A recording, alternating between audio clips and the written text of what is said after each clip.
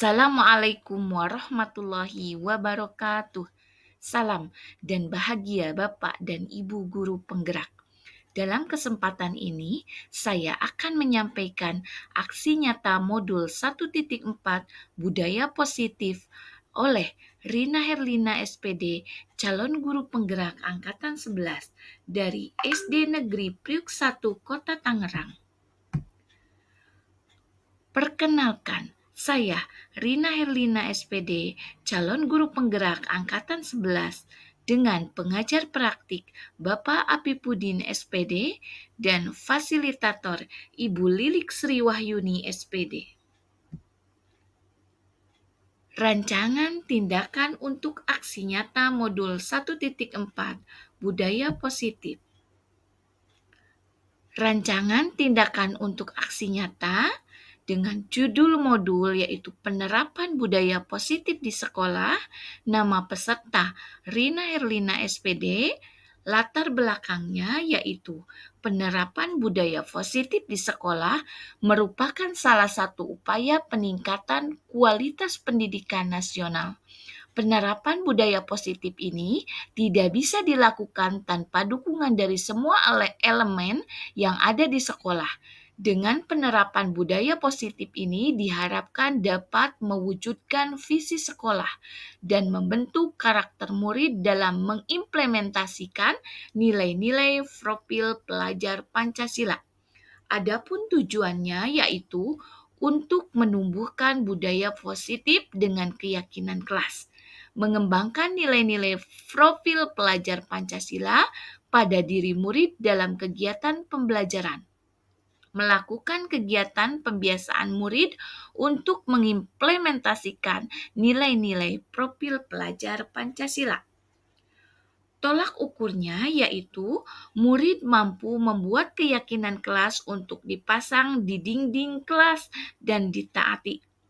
Peserta dapat mengaplikasikan nilai-nilai profil pelajar Pancasila secara sadar dan berkesinambungan dalam proses belajar. Murid terlibat aktif dalam kegiatan sekolah dengan secara sadar mengamalkan nilai-nilai profil pelajar Pancasila sehingga tercipta pembelajaran yang menyenangkan dan berpihak pada murid. Adapun lini masa tindakan yang dilakukan. Adapun langkah-langkah yang akan dilakukan diantaranya ialah yang pertama, sosialisasi kepada seluruh warga sekolah meliputi kepala sekolah, guru, murid, dan tenaga kependidikan terkait disiplin positif, kesepakatan kelas, dan profil pelajar Pancasila, dan praktik segitiga restitusi sebagai dampak pelanggaran kesepakatan kelas. Yang kedua, guru menjelaskan tentang pengertian dan pentingnya kesepakatan kelas. Yang ketiga, guru memfasilitasi peserta didik untuk membuat kesepakatan kelas. Kesepakatan kelas yang telah disepakati selanjutnya ditandatangani seluruh warga kelas dan dipasang di dinding kelas. Yang keempat, sosialisasi kepada seluruh murid baru tentang penumbuhan karakter dengan mengikuti kegiatan ekstrakurikuler dan pentingnya mengikuti kegiatan ekstrakurikuler sesuai minat. Yang kelima, menumbuhkan, menanamkan, dan membiasakan nilai-nilai profil pelajar Pancasila dan kegiatan ekstrakurikuler. Dan yang keenam, mendokumentasikan setiap kegiatan ekstrakurikuler yang menumbuhkan, mencerminkan, dan membiasakan nilai-nilai profil pelajar Pancasila. Adapun dukungan yang dibutuhkan yaitu dukungan dari seluruh warga sekolah serta partisipasi aktif orang tua di rumah dalam membiasakan budaya positif. Dedikasi seluruh warga sekolah sebagai role model atau teladan bagi peserta didik dalam menanamkan budaya positif di sekolah. Kolaborasi seluruh warga sekolah dalam menciptakan serta membiasakan budaya positif di sekolah. Berikut adalah penyebaran pemahaman dan penerapan budaya positif yang dilakukan oleh Rina Herlina SPD, calon guru penggerak Angkatan 11 yang dilakukan di SD Negeri Priuk 1 Kota Tangerang. Sebelum dimulai penyebaran pemahaman budaya positif, mari kita menyanyikan lagu Indonesia Raya dan lagu Mars Guru Penggerak. Untuk menyanyikan lagu, hadirin dimohon untuk berdiri.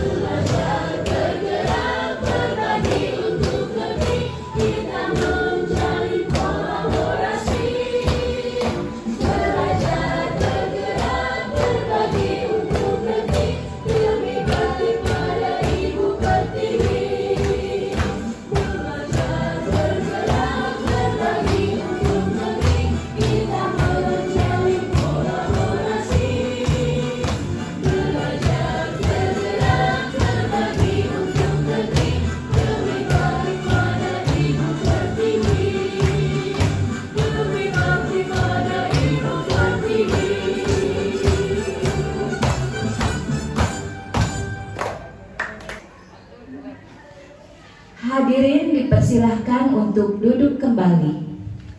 Sebelum ke pembelajaran inti, saya akan menonton video, silakan ibu-ibu melihat video itu dan mengambil apa hikmah dari video ini. Silakan.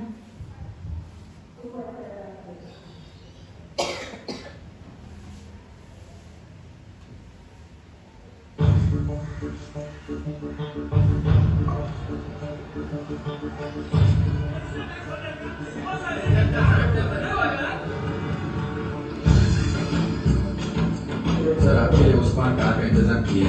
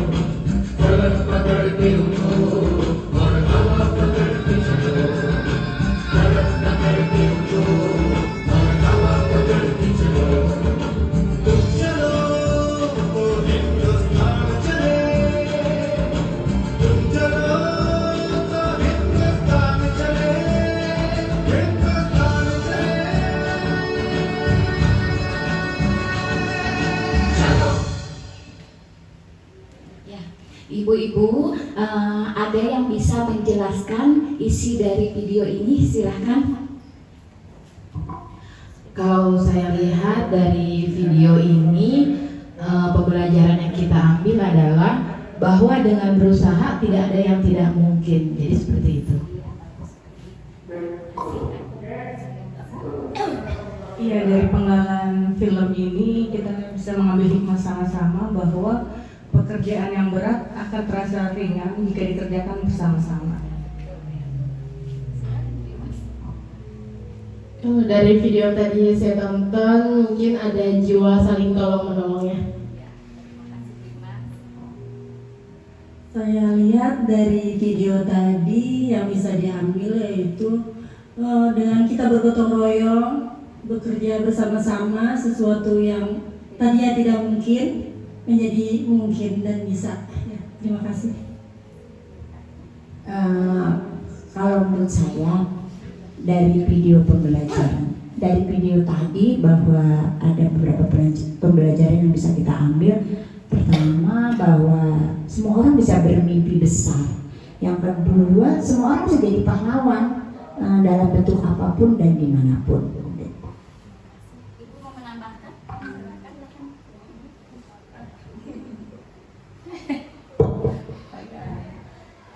Ya, bahwa kita perlu memupuk sifat kegotong royongan kita aja. Mudah-mudahan di sini juga bisa memulai, anak-anak kadang mau memulai itu rasanya males gitu ya, karena ada yang bantuin. Makanya satu anak tadi perlu dicontoh. Dari video yang ditonton, ternyata kita harus banyak belajar, bukan belajar kepada orang dewasa saja. Ternyata anak kecil pun kita harus belajar dari mereka yang bisa mengerti keadaan. Terima kasih ibu-ibu semuanya. Apa yang disampaikan oleh ibu-ibu semuanya itu semuanya benar. Jadi tadi yang melakukan pertama itu, yang tergugah hatinya itu anak kecil ya. Jadi bukan hanya orang yang besar yang bisa memulai sesuatu yang sulit dilakukan, tapi bisa dilakukan, dimulai oleh anak kecil.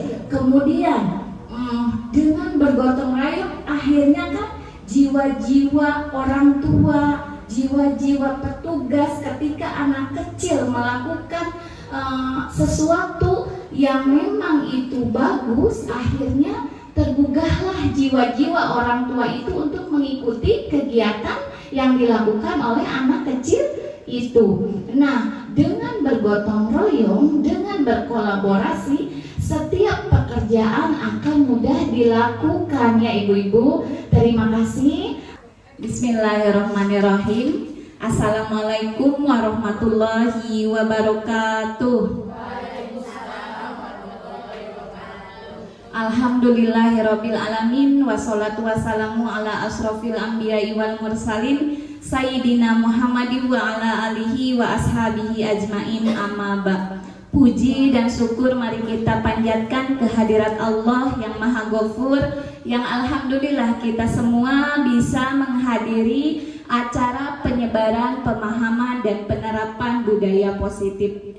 Sholawat beserta salam mudah-mudahan tetap terlimpah curahkan kepada Nabi besar Muhammad Sallallahu Alaihi Wasallam. Yang kami hormati Kepala Sekolah SDN Priuk 1 Ibu Aan Supiati SPDSD, yang kami hormati Dewan Guru SDN Priuk 1, terima kasih atas waktunya telah menghadiri acara ini. Sebelumnya kita buka acara ini dengan membacakan basmalah bersama-sama ya ibu-ibu. Bismillahirrahmanirrahim. Dalam kesempatan ini saya akan menyampaikan penyebaran pemahaman dan penerapan budaya positif oleh Rina Herlina, calon guru penggerak angkatan 11 dari SD Negeri Priuk 1 Kota Tangerang. Ibu-ibu, kalau yang terbesit dalam pikiran ibu-ibu budaya positif itu apa ya? Ibu, keyakinan kelas. Iya, ada lagi nggak? Ibu-ibu? Kebiasaan baik. Terus apa lagi? Impian. Ya, betul sekali.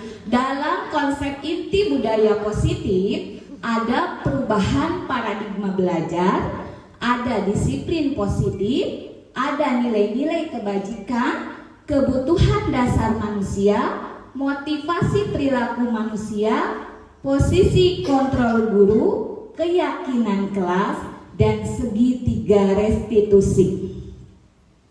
Nah, di sini ada pembelajaran dengan paradigma baru. Pembelajaran dengan paradigma baru merupakan pembelajaran yang dirancang berdasarkan prinsip pembelajaran berdiferensiasi, sehingga para peserta didik belajar sesuai dengan kebutuhannya berdasarkan tahap perkembangan sesuai teori psikologi modern untuk mewujudkan profil pelajar Pancasila.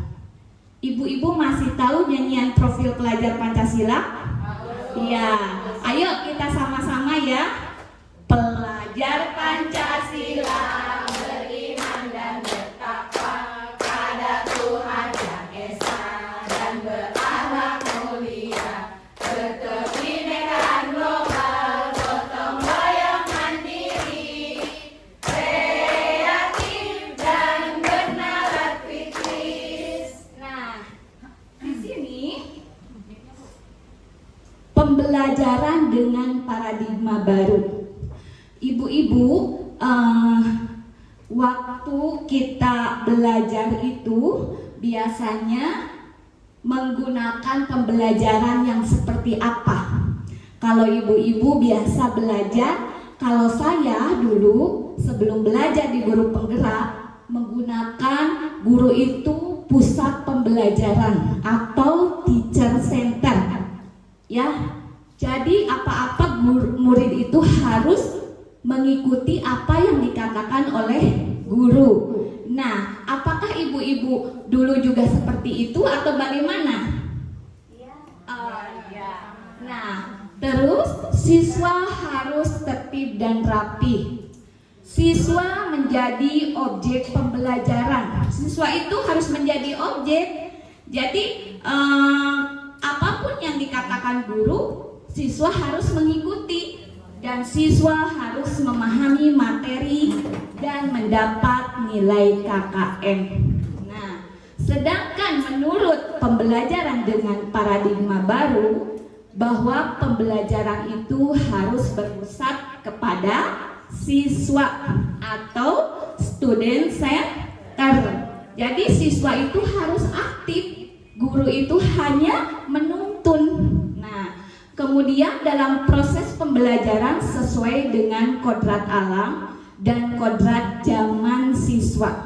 Nah, sekarang kodrat alam itu kodrat yang ada dalam lahir anak itu sendiri. Kemudian kodrat zaman itu kita memberikan pembelajaran harus sesuai dengan zamannya. Zaman sekarang sepertinya menggunakan TV digital, berarti kita harus berusaha mengikuti zaman anak itu ya. Nah, kemudian guru bertugas menuntun siswa dalam proses pembelajaran dan pendidikan. Kemudian KKM bukan satu-satunya penentu ketercapaian keberhasilan siswa. Nah, kadang kita selalu bilang anak ini pintar, anak ini bodoh. Semua anak itu mempunyai kelebihan masing-masing. Kita sebagai guru harus tahu bagaimana dia mau kemana, minatnya apa, itu adalah fungsi guru. Kemudian miskonsepsi tentang teori kontrol. Nah, Dr. William Glasser meluruskan beberapa miskonsepsi tentang makna kontrol, yaitu yang perlu diluruskan adalah kontrol guru mengontrol murid. Sebetulnya kita tidak bisa mengontrol murid jika ia tidak mau. Nah, harus ada dorongan sendiri dari murid itu sendiri. Kemudian penguatan positif, efektif, dan bermanfaat. Semisal bujukan dan nasihat-nasihat. Jika terlalu dalam, murid bisa ketergantungan dan tidak mandiri dalam mengontrol dirinya. Kemudian kritikan dapat membuat orang merasa bersalah, dapat menguatkan karakter.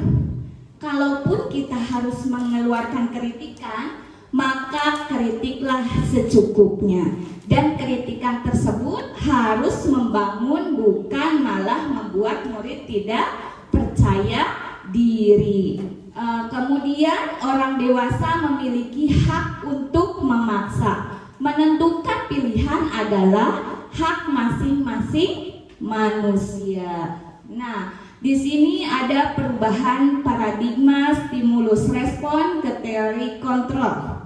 Siapa sesungguhnya yang memiliki kontrol? Nah, kalau dulu kita berpikirnya stimulus respon ya ibu-ibu, kita mencoba mengubah orang lain berpandangan sama dengan kita. Sedangkan perubahan paradigma menurut teori kontrol itu, kita berusaha memahami pandangan orang lain tentang dunia. Kemudian perilaku guru dilihat sebagai suatu kesalahan. Nah, perubahan paradigma teori kontrol, semua perilaku memiliki tujuan. Kemudian orang lain bisa mengontrol saya. Sedangkan menurut teori kontrol, hanya saya yang bisa mengontrol diri saya. Terus saya bisa mengontrol orang lain, tapi saya tidak bisa mengontrol orang lain. Pemaksaan ada pada saat bujukan gagal. Nah, kolaborasi dan konsensus menciptakan pilihan-pilihan baru. Kemudian model berpikir menang atau kalah. Sedangkan menurut teori kontrol, kita itu harus model berpikir menang, menang, dan menang. Seperti itu ya ibu-ibu. Kemudian paradigma stimulus respon memberikan pemahaman yang dampaknya pada saat itu saja, tidak efektif dalam jangka panjang, serta membuat seseorang patah semangat dalam menjalani kehidupannya. Dengan pendekatan teori kontrol, mengajarkan kita untuk selalu bisa berpikir dan menerapkan sikap positif sehingga akan memberikan dampak positif pula dalam jangka panjang. Ya. Nih di sini disiplin positif. Apa yang disebut dengan disiplin? Ibu-ibu ada yang tahu disiplin itu apa? Ada yang tahu disiplin itu apa?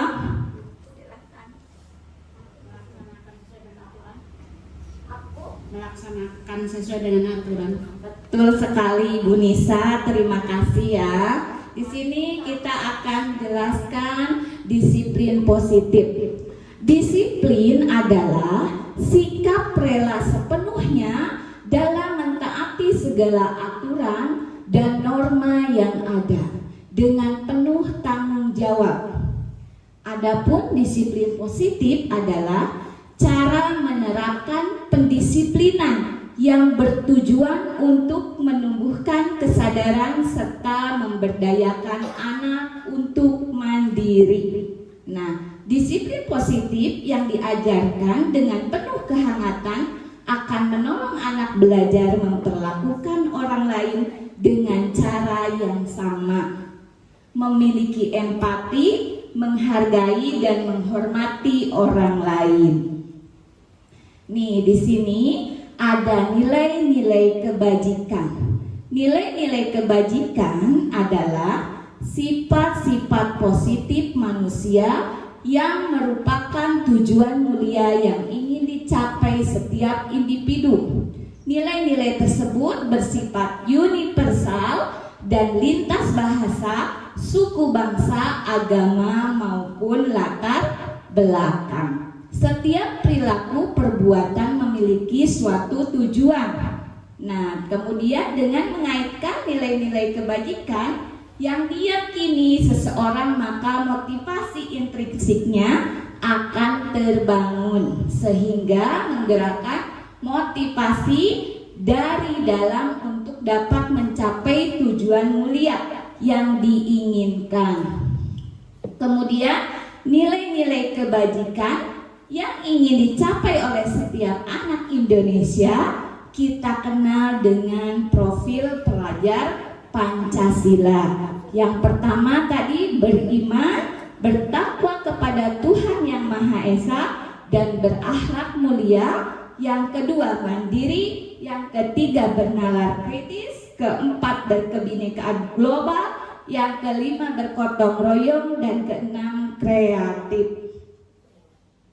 Sekarang ibu-ibu kita ice breaking ya, silahkan berdiri semuanya.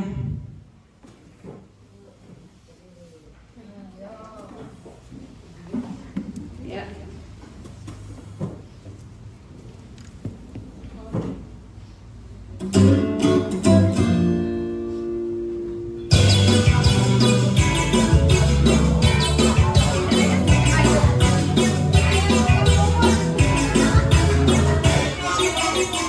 Tangan diputar-putar, bergoyang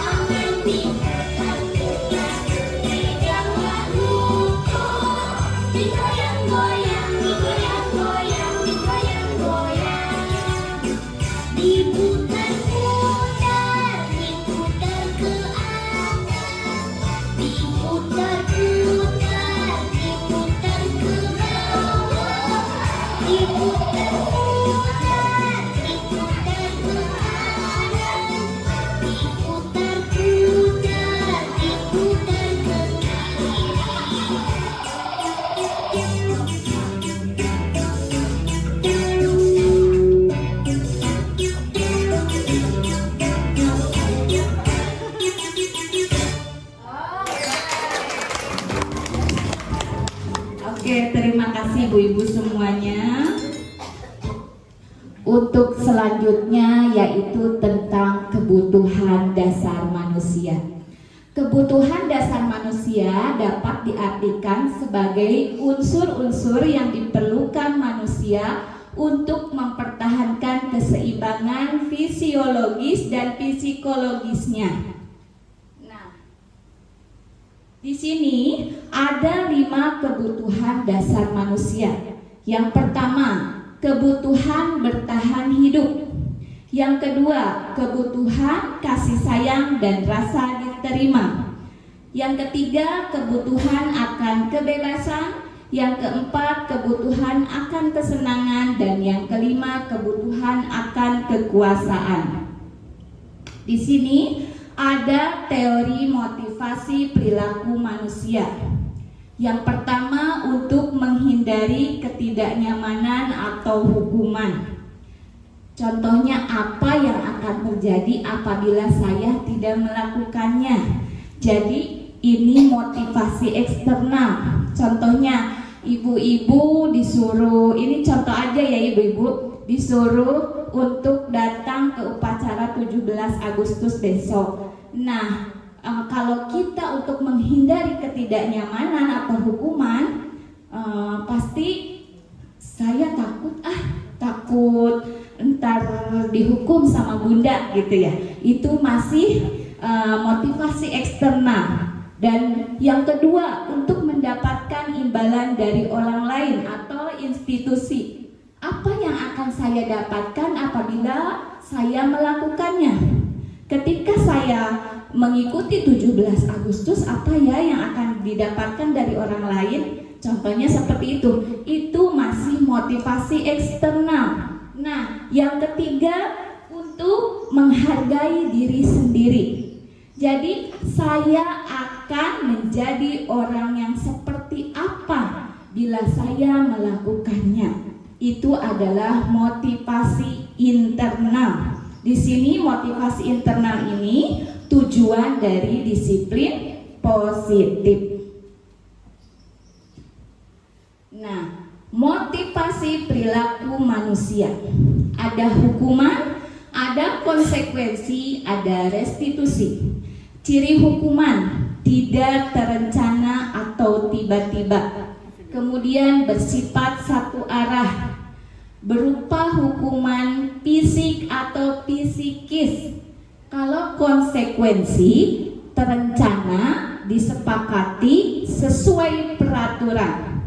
Sikap guru selalu memonitor murid. Kemudian ada restitusi. Restitusi itu proses menciptakan kondisi bagi murid untuk memperbaiki kesalahannya. Kemudian proses kolaboratif yang mengajarkan murid untuk mencari solusi sendiri. Di sini ada 5 posisi kontrol guru. Yang pertama, posisi kontrol penghukum. Yang kedua, pembuat merasa bersalah. Yang ketiga, sebagai teman. Yang keempat, pemantau. Dan yang kelima, manajer. Kalau saya kadang kalau dulu sebelum belajar ya, posisi kontrol saya itu kadang sebagai penghukum, kadang sebagai pemantau. Kalau ibu-ibu ketika ada anak yang melakukan kasus tertentu, ibu-ibu kira-kira sebagai apa nih di sini? Sebagai apa ibu? Biasanya ibu suka posisi kontrol sebagai apa? Pemantau? Oke, betul, pemantau. Ibu sebagai pemantau ya? Ibu sebagai apa? sebagai teman, Bu Ima sebagai teman ya. Iya, Bu Ima sebagai teman, Bu Ima sebagai pemantau. Oke. Nah, di sini kita jelaskan ya.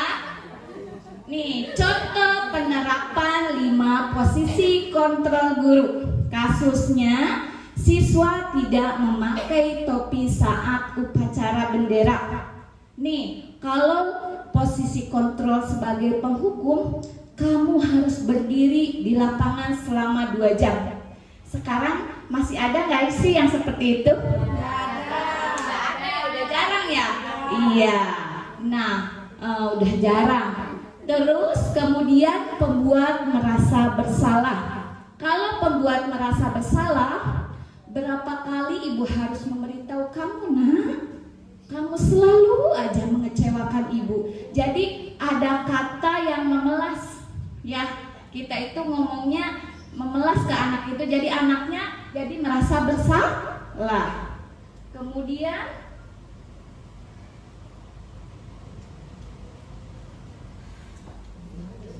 sebagai teman. Teman itu contohnya, ayo dong ikutin aturan sekolah. Ya sudahlah, tidak apa-apa. Lain kali jangan dilakukan lagi ya. Gitu. Kita suka begitu nggak ibu-ibu? Iya. Karena ngerasa murid itu teman kita. Ya sudahlah. Kamu jadi ada senyumannya ke murid. Ada kata-kata tidak memarahi murid. Jadi kita sebagai teman gitu. Nah, kemudian sebagai pemantau. Pemantau itu contohnya kamu sudah melanggar peraturan sekolah. Kamu tahu konsekuensinya? Nah, setelah upacara kamu harus beli ke koperasi, jangan diulangi lagi. Nah, kalau sebagai pemantau di sini ada konsekuensinya, ya. Nah, tadi silahkan jadi pemantau, teman, atau seperti apa ya. Nah, yang selanjutnya sebagai manajer. Apakah kamu tahu kesalahan kamu? Bagaimana kamu memperbaiki kesalahan kamu? Di sini ada diskusi antara guru dan murid, ya. Kalau sebagai manajer. Nih, di sini kita akan lihat posisi kontrol apakah aku? Boleh ibu-ibu menjawab ya. Nih, kalau saya kecewa sekali dengan kamu, posisi kontrol apa itu? Posisi kontrol apa itu ya? Saya kecewa sekali dengan kamu. Membuat merasa bersalah. Kita lihat jawabannya ya. Betul, hebat. Membuat merasa bersalah. Nah, sekarang posisi kontrol apakah aku? Kamu tidak pernah benar melakukannya. Apa ya? Kamu tidak pernah benar melakukannya. Posisi kontrol apa itu? Boleh diulang lagi nggak Bu? Di sebelah mau nyontek. Nggak boleh nih, nggak boleh jiplak. Apa? Pemantau? Coba kita lihat jawabannya ya ibu-ibu. Kita penghukum ya, sebagai penghukum. Jadi sudah dijas si murid itu, kamu tidak pernah benar. Jadi kita itu sebagai penghukum kalau kita sudah mengejas murid tidak pernah gitu ya. Itu sebagai penghukum. Kemudian posisi kontrol apakah aku? Apa rencanamu untuk menyelesaikan masalah ini? Manajer. Oke, kita lihat ya. Are, pinter ibu-ibu semuanya ya sebagai manajer. Nah, kemudian di sini posisi kontrol apakah aku? Ayolah lakukan demi ibu. Sebagai teman, coba kita lihat jawabannya ya. Oke, pintar ibu-ibu semuanya ya sebagai teman. Nah, satu lagi, posisi kontrol apakah aku? Kamu tidak akan mendapat nilai jika mengerjakan tugas. Jika tidak mengerjakan tugas, posisi kontrol apakah aku? Penghukum. Coba kita lihat ya, pemantau ya. Sebagai pemantau. Oke, terima kasih ibu-ibu semuanya ya. Kita lanjut nih, keyakinan kelas. Mengapa keyakinan kelas bukan kesepakatan kelas? Ada yang bisa menjawab ibu-ibu? Kita kan biasanya kalau masa perkenalan itu membuat kesepakatan kelas ya. Nah, setelah saya belajar di guru penggerak adanya keyakinan kelas. Ada yang bisa menjelaskan? Mungkin untuk memotivasi diri siswa. Boleh. Mungkin untuk memotivasi diri siswa yang tidak didapatkan dari peraturan kelas. Betul. Oke, terima kasih ya Bu Mut. Kita lihat nih. Jadi, memang kalau keyakinan kelas itu, jadi anak-anak itu yakin dengan diri sendiri. Contohnya, kita memakai helm. Ibu-ibu tahu kenapa alasannya memakai helm? Kenapa Ibu?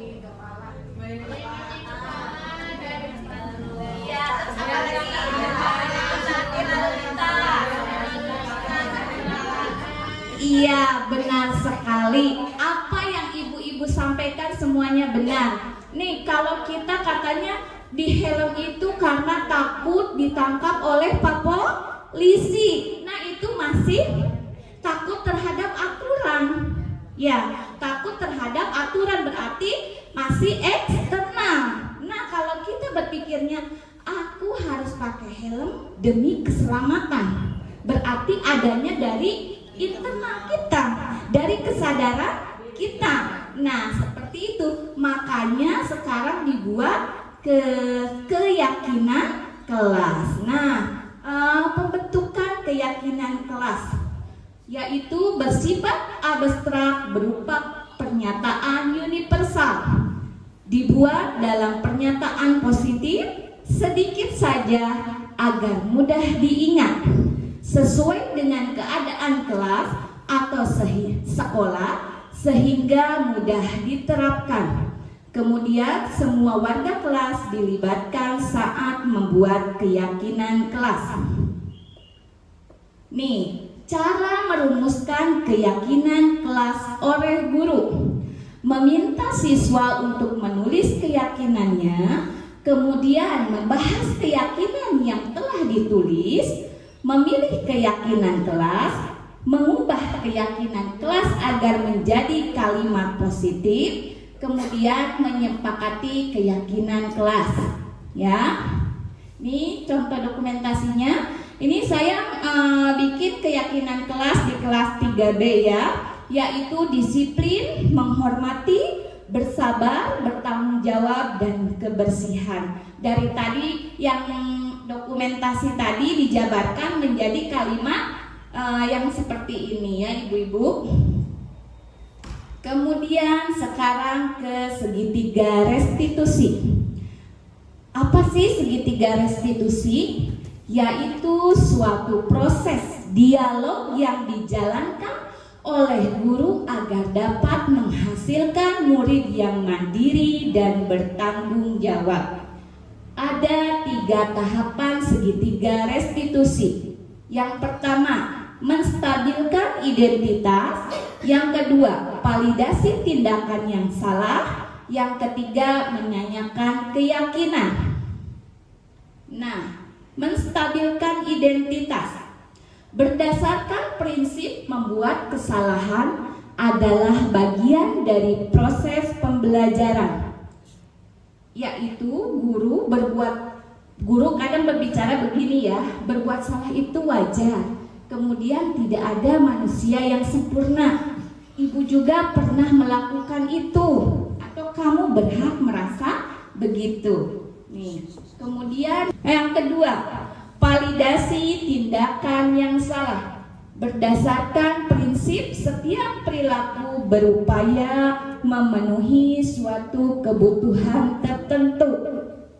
Dengan guru berbicara, kamu pasti punya alasan mengapa melakukan hal itu. Kemudian padahal kamu bisa melakukan hal yang lebih buruk dari ini. Kamu patut bangga karena telah melindungi sesuatu yang penting buat kamu. Kemudian yang ketiga, menanyakan keyakinan.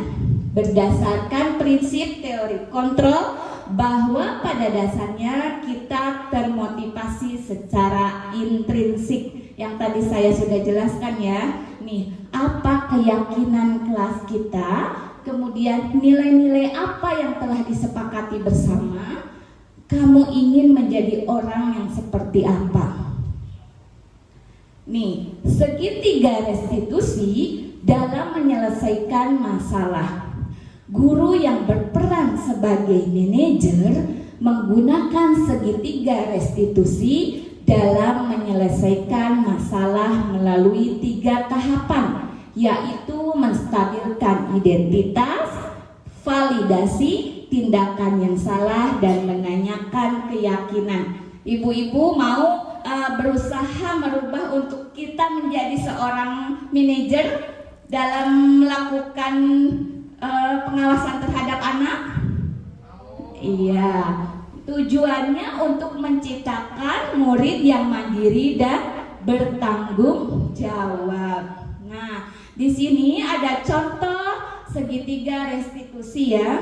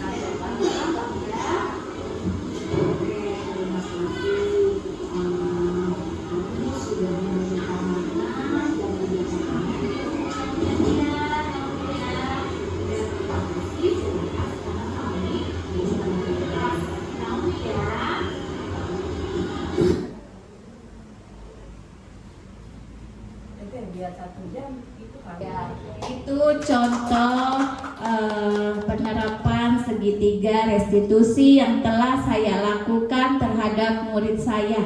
Nah, dan alhamdulillah sudah selesai, kita sampai ke penutup. Dalam penerapan program disiplin positif, hendaknya guru memiliki standar kepribadian, profesional dan sosial yang baik, di mana guru mampu merefleksikan dirinya dalam posisi kontrol saat ini bagaimana perjalanan dirinya sebagai among atau manajer yang menuntun murid-muridnya menjadi insan yang mandiri, merdeka dan bertanggung jawab sesuai standar nasional pendidikan. Itu aja ya ibu-ibu yang dapat saya sampaikan. Mohon maaf telah mengganggu waktunya. Mudah-mudahan ilmu ini bisa bermanfaat buat ibu-ibu, bisa dilaksanakan di kelas-kelas ibu-ibu semuanya. Saya tutup dengan membacakan hamdalah alhamdulillahirabbil alamin. Assalamualaikum warahmatullahi wabarakatuh.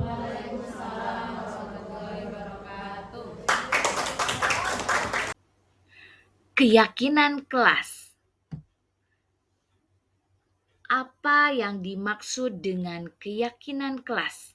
Keyakinan kelas merupakan disiplin positif yang bisa diterapkan dalam membangun budaya positif di sekolah.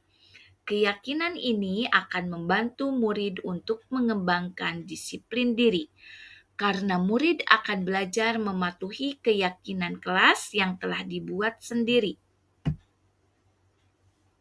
Adapun langkah-langkah dalam membuat keyakinan kelas, yang pertama, meminta siswa untuk menulis keyakinannya.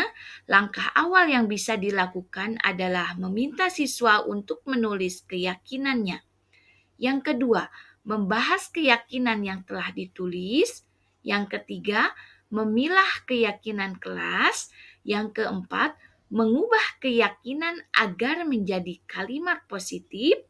Yang kelima, menyepakati keyakinan kelas.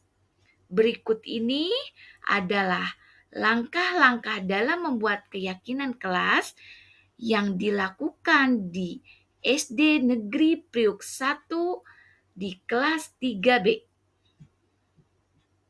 Assalamualaikum warahmatullahi wabarakatuh. Waalaikumsalam warahmatullahi wabarakatuh. Apa kabar semuanya anak-anak? Baik. Ya, sebelum kita mulai, kita tepuk semangat baru dulu ya anak-anak. Ya, tepuk semangat. Ding ding ding.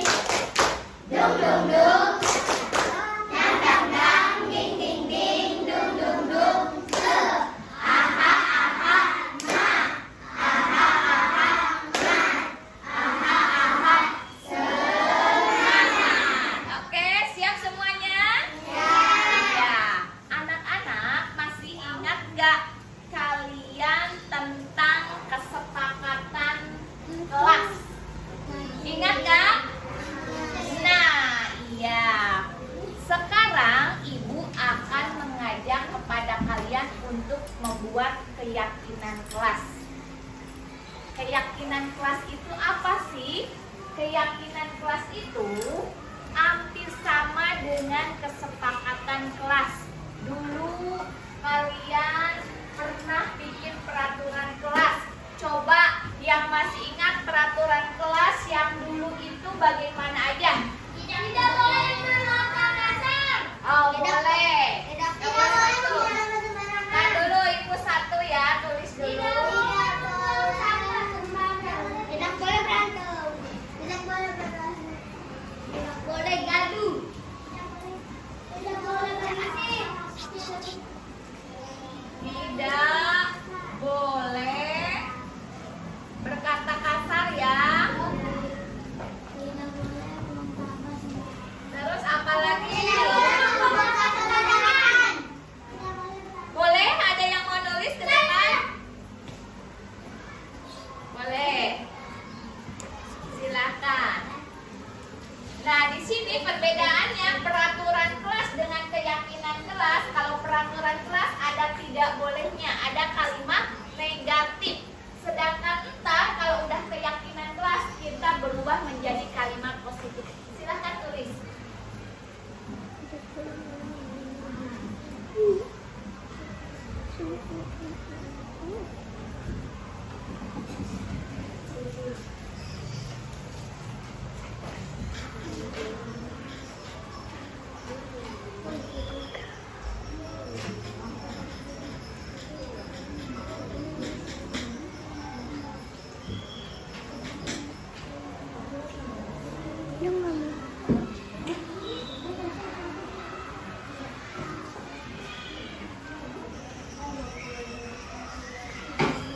Ya, pinter. Siapa lagi? Apa lagi ya peraturan kelasnya? Tidak boleh bermain-main. Boleh, pintar. Silakan maju ke depan.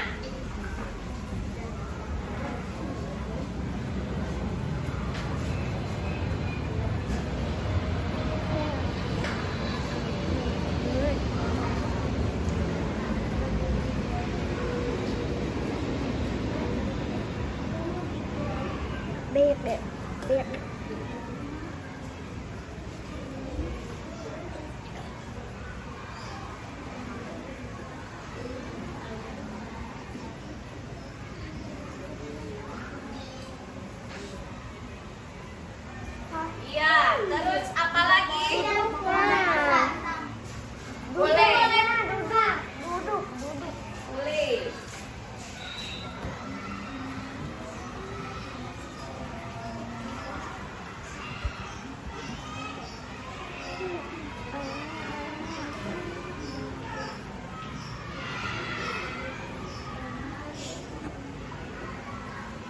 Apa lagi? Tidak boleh ngomong kasar. Berkata kasar udah. Tidak boleh berlari-larian.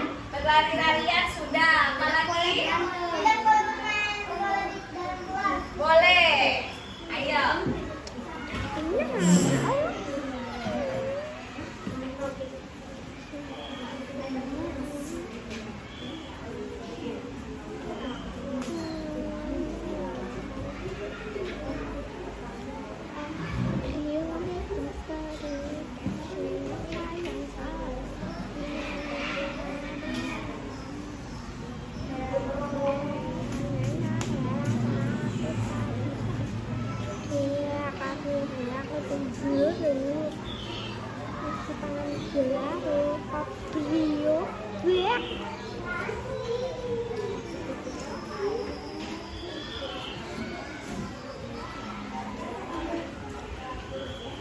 Apa lagi? Tidak boleh berisik. Tidak boleh makan di kelas. Boleh.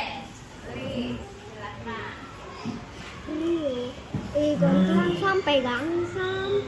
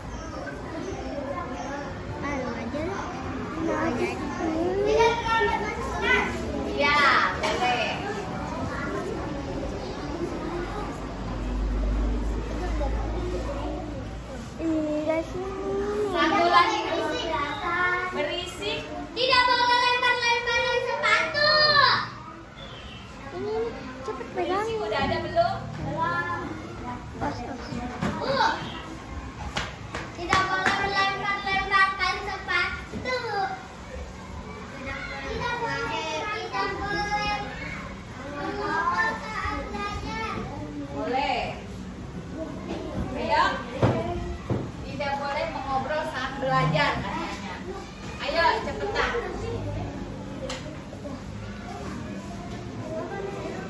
Siapa?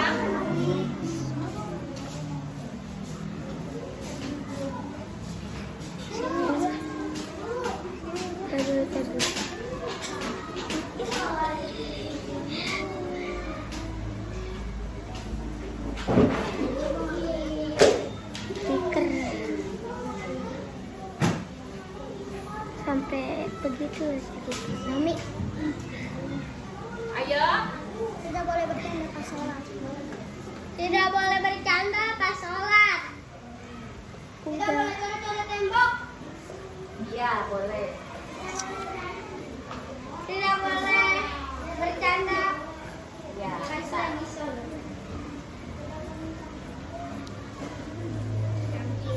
Mami, wah, ambilin gunting gua, wah. Boleh gak? Ambilin apa? Gunting. Oh, di depan yang warna pink. Dipa.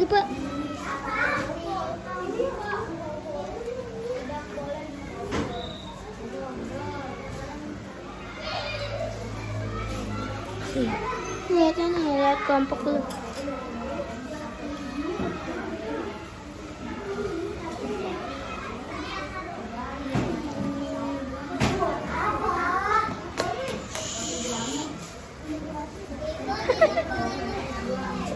Udah. Dipa.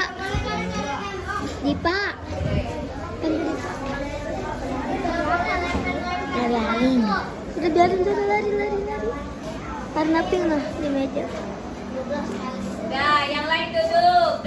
Ayo duduk. Udah duduk. Udah banyak ya. Ntar kita buat kalimat positifnya dari peraturan kelas yang tadi ada kalimat negatif, ada kata tidaknya, kita rubah menjadi kalimat positif. Ibu contohkan satu. Ya, ini peraturan kelasnya itu tidak boleh berkata kasar, tidak boleh membuang sampah sembarangan, tidak boleh berlari-lari di kelas, tidak boleh bertengkar, tidak boleh bermain bola di dalam kelas, tidak boleh makan di kelas, tidak ribut saat belajar, tidak boleh mencontek, tidak terlambat masuk kelas, tidak boleh mengobrol saat belajar, tidak boleh berkata pas sholat, tidak boleh mencoret-coret tembok. Nih kalimat positif dari tidak boleh berkata kasar itu apa ya? Ada yang tahu nggak? Nah, tidak boleh berkata kasar itu berarti harus menjaga apa? Mulut. Iya.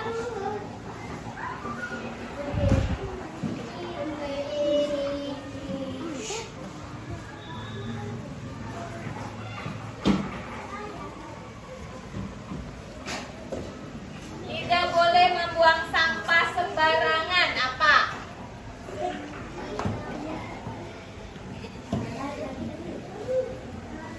Menjaga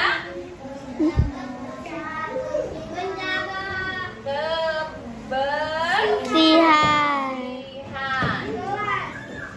Tidak boleh berlari-lari, berarti harus apa? Diem. Tertib. Tidak boleh bertengkar, berarti apa? Tidak boleh bertengkar, berarti apa? Berantem. Kalau tidak boleh bertengkar, berarti harus saling menghormati.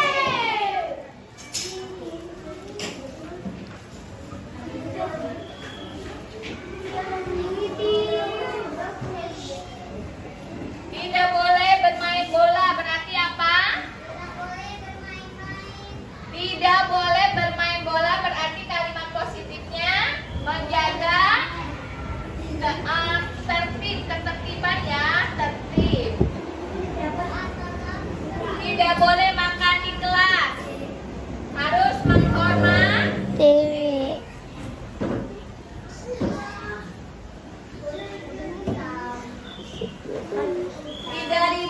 Kayak gini, belajar kayak harus apa?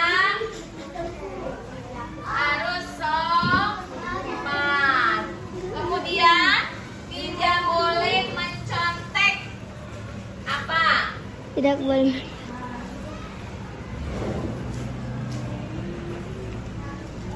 Tertib ya. Ini aja nih, ini.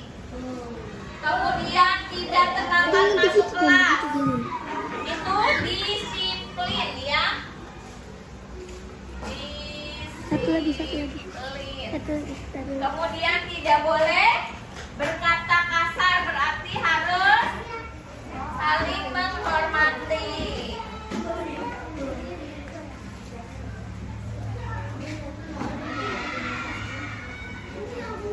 Nih, dengerin. Tadi kalian sudah menuliskan peraturan kelas.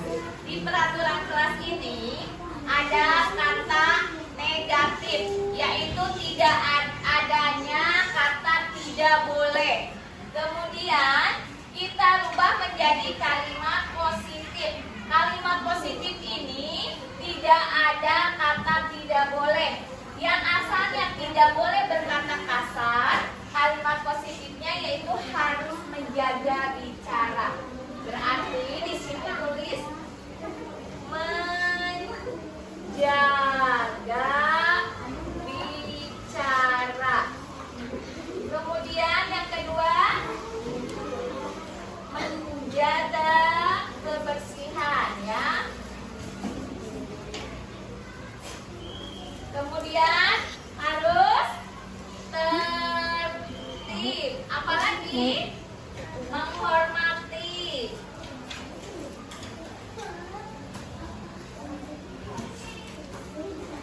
Kemudian harus sopan.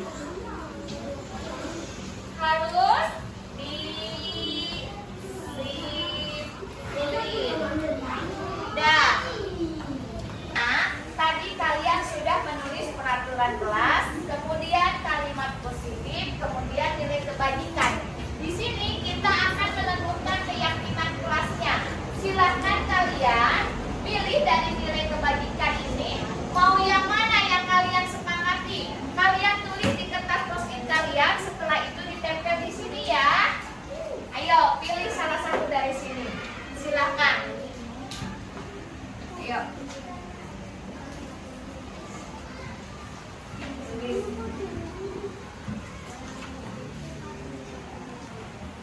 Di kertas post-it, kertas yang tempel, yang nempel. Bukan itu yang ini ya betul.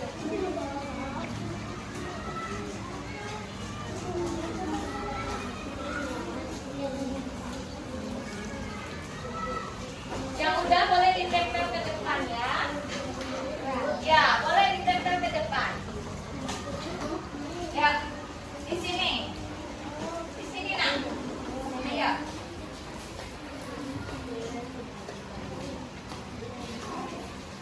Tempelin. Nah.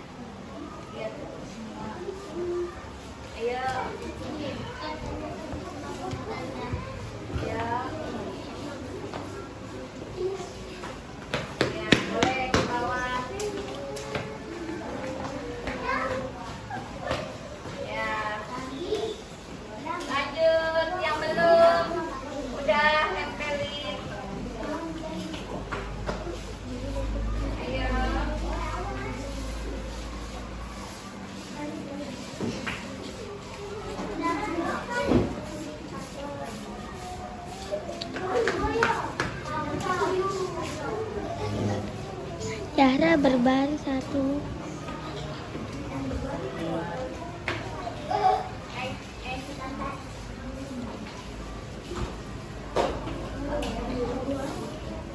Ayo, siapa yang belum?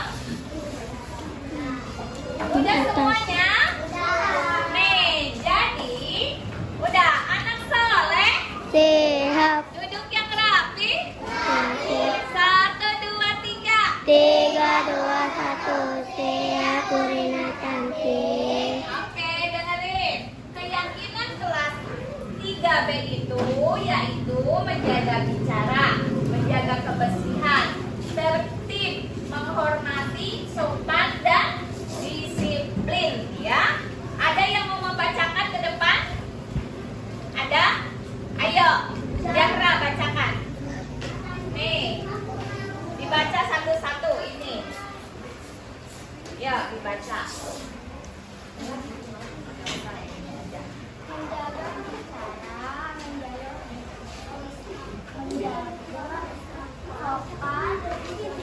Menjaga kebersihan, tertib, Ya. menjaga kebersihan, sopan, tidak berkasar, menghormati, tertib, menjaga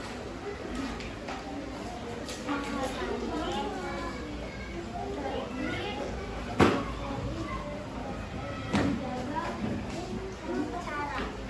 Ya, terima kasih semuanya. Sudah disepakati ya ini keyakinan kelas kita, kelas 3B. Ya, sekarang tepuk tangan semuanya. Terima kasih anak-anak hebat. Nah, sekarang setelah keyakinan kelas ini sudah disepakati, kalian harus menandatangani ya. Ntar ibu kasih kertasnya, kalian tulis nama, tanda tangan ya. Iya, sekarang kalian penandatanganan keyakinan kelas 3B ya. Silakan ditandatangani oleh Naomi duluan.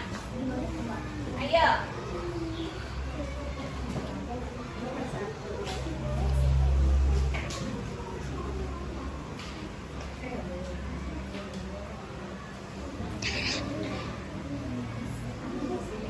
Ntar kalau udah pegangin dah.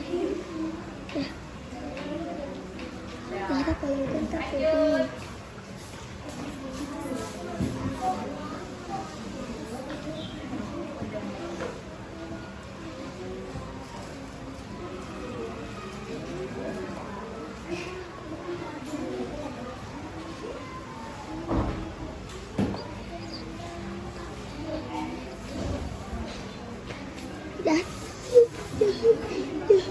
Zahra.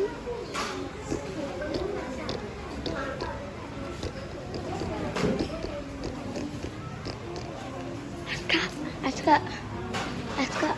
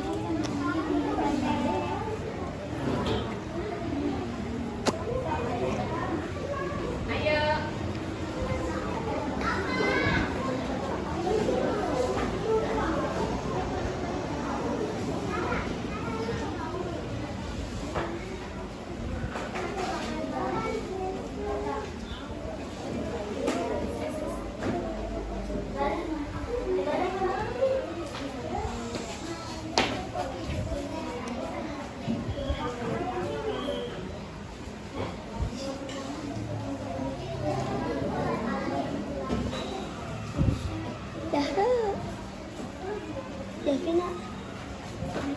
Davina.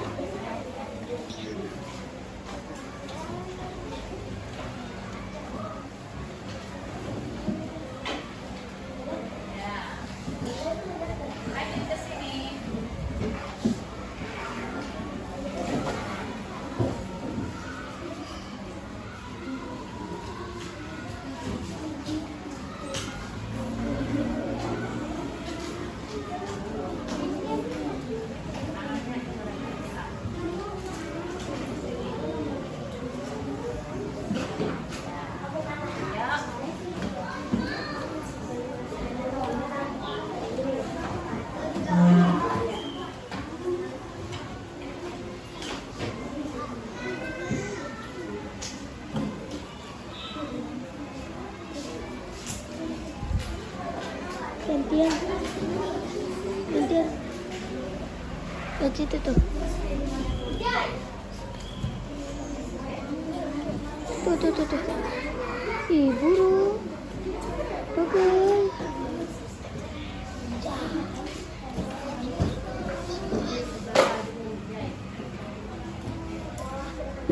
Lihat sini.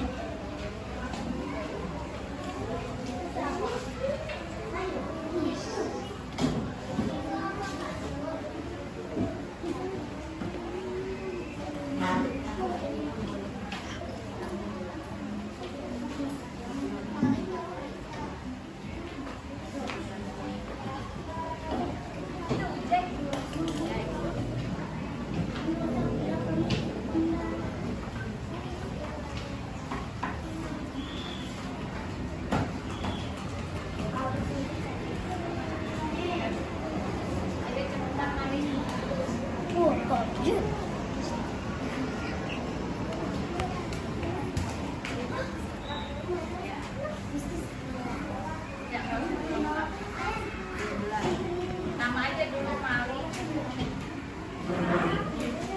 Ini Mali. Ini tanda tangan. M aja M. Ya. Ayo siapa lagi? Cepetan. 13.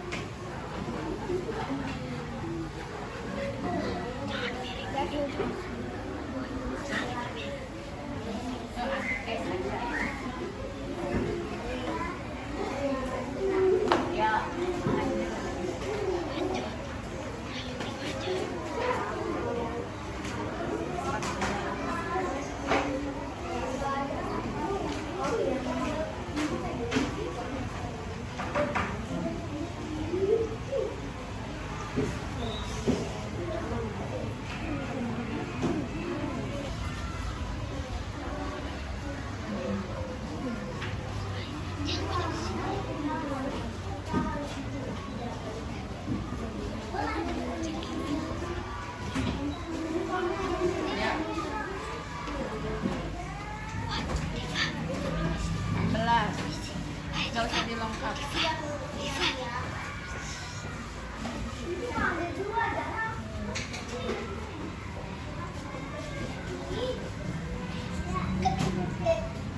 Ya, ayo lanjut, siapa lagi?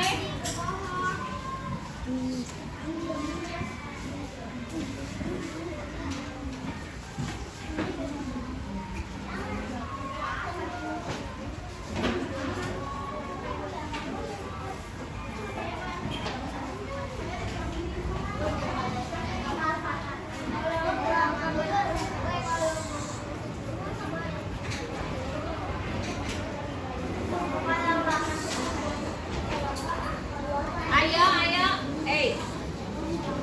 cepetan. Dwi.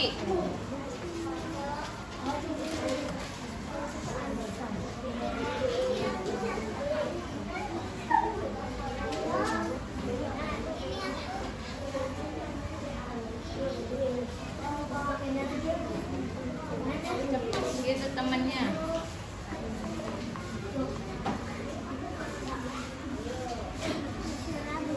Ya, nama dulu nama. 19 usah dilengkap. Ya biarin lah.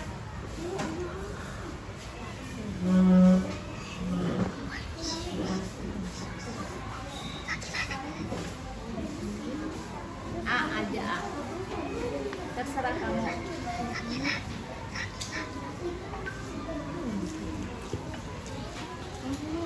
Dah.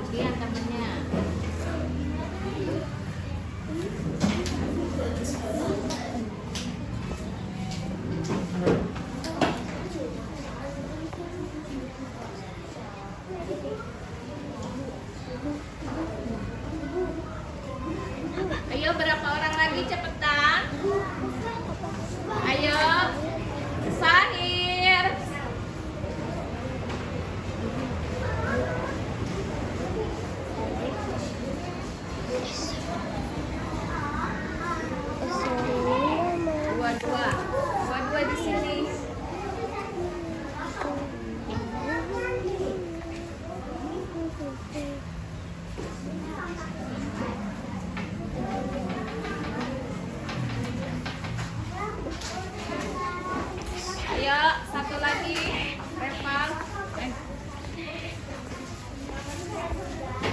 Bukan. Udah biarin, tulis nama aja.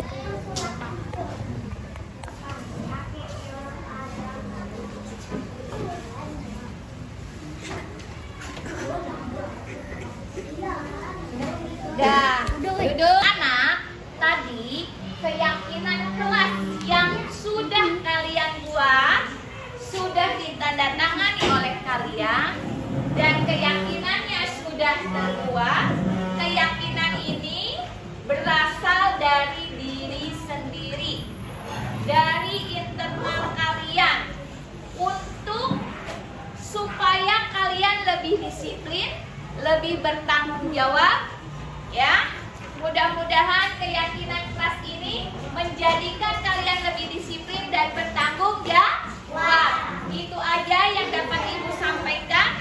Mohon maaf, tetap semangat. Assalamualaikum warahmatullahi wabarakatuh. Waalaikumsalam warahmatullahi wabarakatuh. Terima kasih. Salam dan bahagia Bapak dan Ibu guru penggerak.